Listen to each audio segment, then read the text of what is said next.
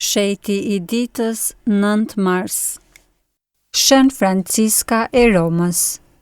Mistikja, nëna dhe shërbëtorja e të varfërve. Më 9 mars, Kisha Katolike përkujton Shën Franciskën e Romës, apo Santa Franciska Romana, një grua e jashtëzakonshme që jetoi ndërmjet jetës familjare dhe përkushtimit fetar, duke u bërë një shembull I shenjtërisë së arritur në mes të botës. Ajo është një shenjtore që mishroi dashurinë për Zotin përmes shërbimit ndaj familjes, të varfërve dhe të sëmurëve, duke qenë njëkohësisht nën, bashkëshorte dhe mistike e thellë. Shën Franciska e Romës lindi në vitin 1384 në një familje fisnike romake e njohur si Francesca Bussa de Leoni.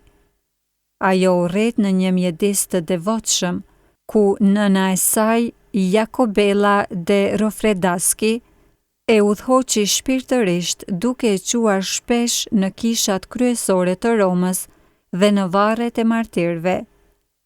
Që në fëmijëri, Franciska kishte dëshirë të madhe për t'ju kushtuar jetës murgjërore, duke pasur një shpirt të ndjeshëm ndaj të varfërve dhe të sëmurëve. Megjithatë, siç ishte zakon në atë kohë për familjet fisnike, ajo u martua në moshën 12 vjeçare me Lorenzo de Ponziani, një oficer të lartë të ushtrisë papnore dhe antar të një prej familjeve më të pasura të Romës. Edhe pse kjo martesë largoi nga dëshira e saj për jetën si murgesh, Franciska e pranoi këtë si vullnetin e Zotit dhe I përkushtoi martesës një dashuri të thellë dhe besnikëri të patundur. Martesa e saj me Lorenzon ishte një bashkim I qëndrueshëm dhe I mbushur me dashuri, ku të dy bashkëshortët ndanë të njëjtat vlera të krishtëra. Franciska solli në jetë 6 fëmijë, por për fat të keq, shumica prej tyre vdiqën në fëmijëri për shkak të sëmundjeve dhe plagëve të kohës. Dhimbja për humbjen e fëmijëve u bë për të një burim I thellë shpirtëror, duke e afruar akoma më shumë me Zotin. Edhe pse ishte zonjë fisnike, Franciska nuk e la veten të robrohej nga pasuritë apo statusi shoqëror. Përkundrazi, ajo I akushtoi jetën shërbimit ndaj të varfërve, të sëmurëve dhe viktimave të luftrave dhe urisë që goditi Romën në atë periudhë të trazuar. Gjatë epidemive të mortajës, ajo hapte dyert e shtëpisë së saj për të strehuar dhe ushqyer të sëmurët, duke I shërbyer vetë me dashuri dhe përkushtim. Në të njëjtën kohë, ajo nuk I harroi detyrat si bashkëshorte dhe nën, duke u bërë një shembull I shenjtërisë së arritur në jetën familjare.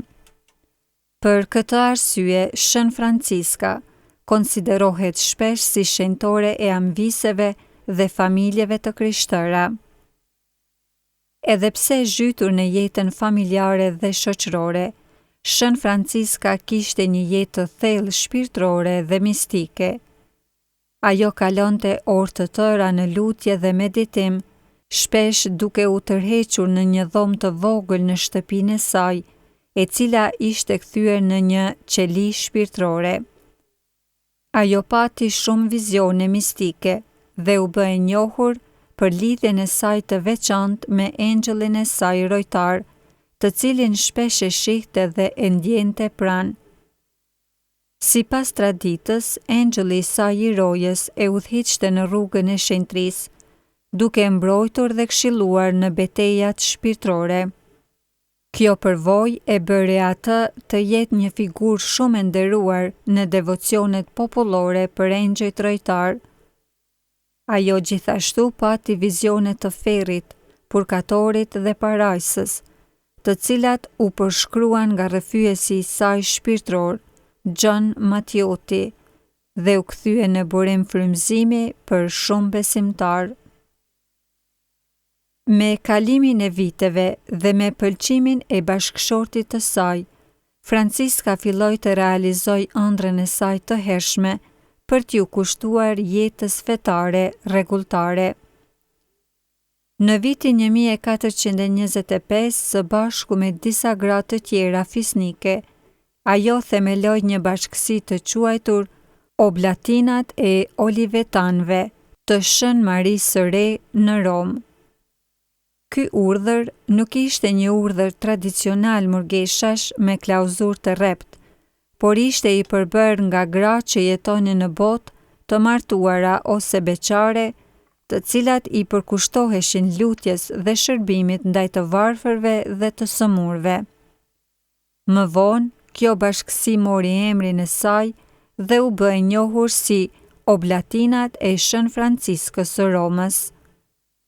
Pas vdekjes së bashkëshortit të saj në vitin 1436, Franciska hyri në këtë bashkësi si motër e zakonshme dhe e përvujt, duke refuzuar çdo pozicion udhëheqës, edhe pse ishte themeluesja e saj. Shën Franciska vdiq më 9 mars të vitit 1440 në Rom, në moshën 56 vjeçare. E rrethuar nga bashkëmoshataret e saj dhe të varfrit që kishte shërbyer gjithë jetën, ajo u largua nga kjo botë duke përsëritur fjalët: "Qielli është i hapur dhe engjëlli i mirojës më pret."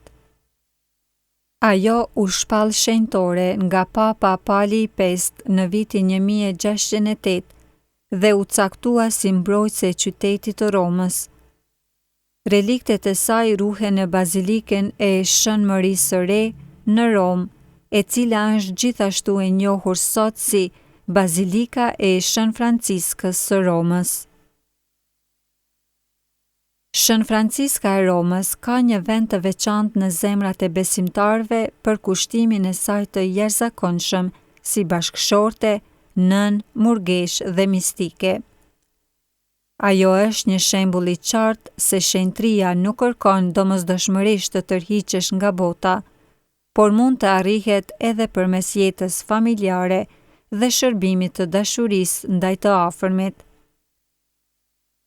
Ajo është mbrojtëse e qytetit të Romës, mbrojtëse e amviseve dhe nënave të krishtëra, mbrojtëse e vozitësve dhe automjetistëve për shkak të devocionit të saj të veçantë ndaj engjëllit të rojës, i cili besohet se udhëheq dhe mbron në udhëtimet tona të përditshme. Mbrojtëse të vejave dhe grave të përkushtuara në veprat e mëshirës, mbrojtëse atyre që përjetojnë tallje për shkak të besimit të tyre, për shkak të përvojave të saj shpirtërore që shpesh u keqinterpretuan gjatë jetës.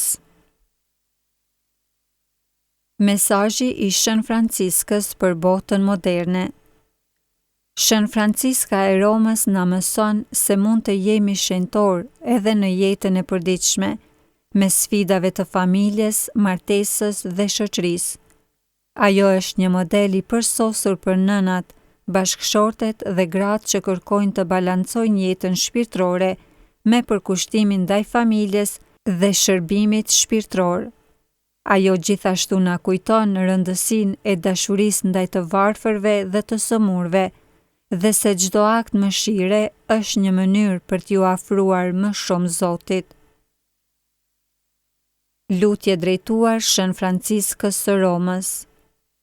O Shën Franciskë e dashur, nën e devotshme, bashkëshorte e përkushtuar dhe shërbëtore besnike e Zotit, na mëso të shohim Krishtin në të varfrit dhe të sëmurët që hasim në jetën tonë të përditshme.